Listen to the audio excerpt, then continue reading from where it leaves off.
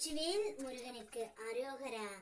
என் அன்பு குழந்தையே, உன்னுடைய துணை ஒருவரிடம் இன்று உன்னை பற்றி பேசினார்.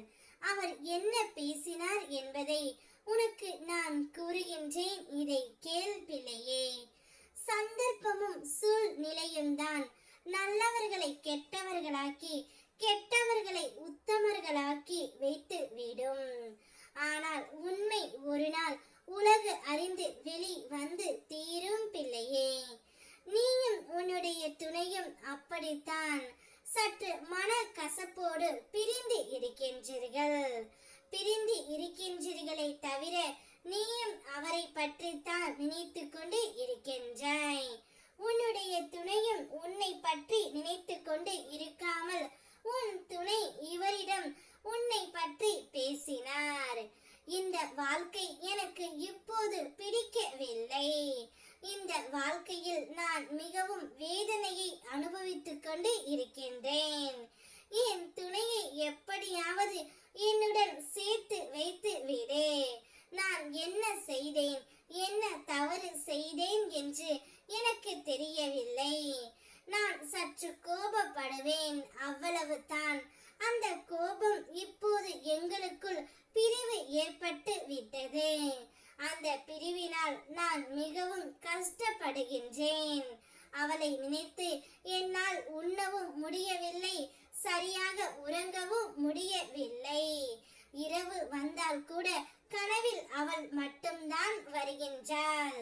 இவ்வாறு எல்லாம் உன்னுடைய துணை அவருடைய நெருங்கிய நண்பரிடம் உன்னை பற்றி பேசிக்கொண்டே இருக்கின்றார். உன்னுடைய மன வேதனை எனக்கு புரிந்தது. அவருடைய வேதனை உனக்கு புரிய வேண்டும் என்பதற்காகவே நான் இதை உன்னிடம் கூற வந்தேன் தங்கமே. இப்பொழுது அவர் படும் வேதனை வாய்விட்டு அவருடைய நண்பரிடம் கூறிவிட்டார். உன்னை பிரிந்து வந்த பிறகு அவருடைய நாட்கள் ஒன்றுமே சரியாக இல்லை.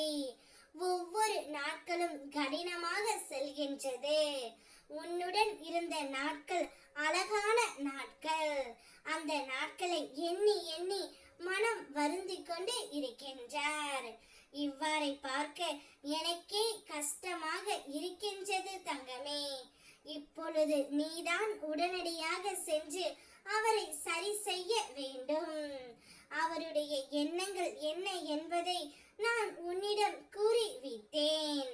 அவர் எப்பொழுதும் உன்னை மட்டுமே நேசிக்கின்றார். நீ மட்டுமே அவருக்கு பொருத்தமான ஜோடி.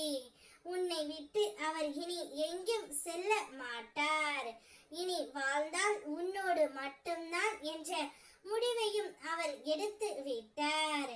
நீங்கள் இருவரும் இனி சந்தோஷமாக வாழப் போகின்றீர்கள். வேல்வேல் வெற்றிவேல் முருகனுக்கு அரோகரா.